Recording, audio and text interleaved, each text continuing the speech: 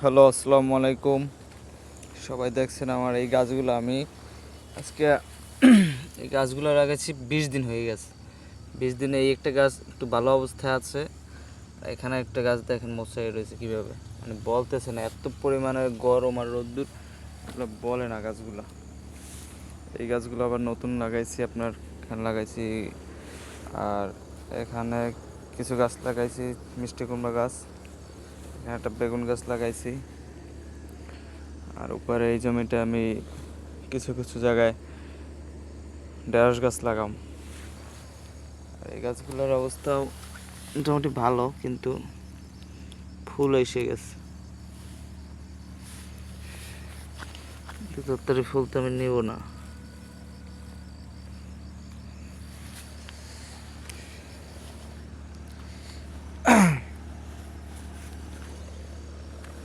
মানে এখানে চারো সাইডটাই এমনি পরিষ্কার, কিন্তু প্রচুর রোদ্র পড়ে, তারপরে গাছগুলো কেন যে হইতেছে না আল্লাহ জানে। আর এখানে নতুন গাছ লাগাইলাম কিছু লাউ গাছ। লাউ গাছগুলো এখানে সুন্দর করে ভাওয়াই দেবো। গাছগুলো হইলে এখানে হয়েছে আপনার লাফা গাছ, এখানে আবার ঢেঁড়স গাছ লাগাইছি, ঢেঁড়সের বিচি। এই ঢেঁড়সের বিচি আসছে, ফুটবে, 2-1 দিনের ভিতরে ফুটবে।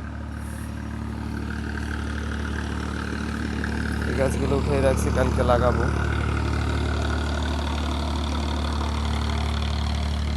আর এইটা আজকে এখানে কিছু গাছ ছিল, আগের ভিডিওতে দেখছেন, এগুলা উঠাই ফেলাইছি। উঠাইয়া নতুন করে এখানে পেঁয়াজ লাগাই দেবো। মানুষের পেঁয়াজে এত দাম, এবার দেখবো পেঁয়াজ কীভাবে ফলায়। আজকে এইখান দিয়ে কাটতে যাই, আমার পা কেটে গেছে অনেকখানি, কোপ লাগিয়া, তারপর 4টা সেলাই লাগছে। সবাই আমার জন্য দোয়া করবেন। কোনো সময় কাজগুলো করি না, আজকে ফার্স্ট টাইম এবছর করতেছি।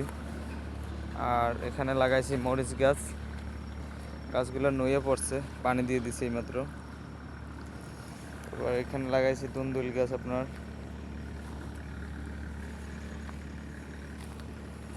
আমার আবার ওইখানে লাগাইছি আপনার ঢেঁড়সের বিচি।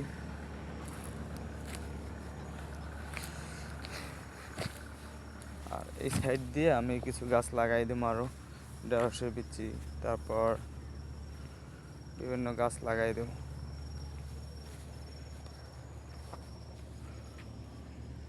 হইবে, একদম জলা জায়গা।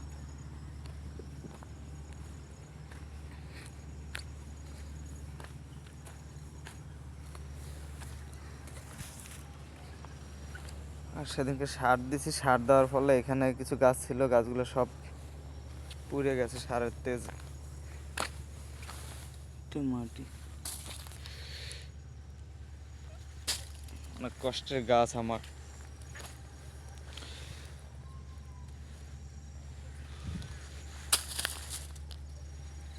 সবাই আমার গাছগুলোর জন্য দোয়া করবেন, আর আমার জন্য দোয়া করবেন। আপনাদের জন্য আমি দোয়া করি, সবাই ভালো থাকেন, সুস্থ থাকেন। যারা আমার এই ভিডিওটা দেখছেন, লাইভ শেয়ার করে দিবেন। আসসালামু আলাইকুম সবাইকে।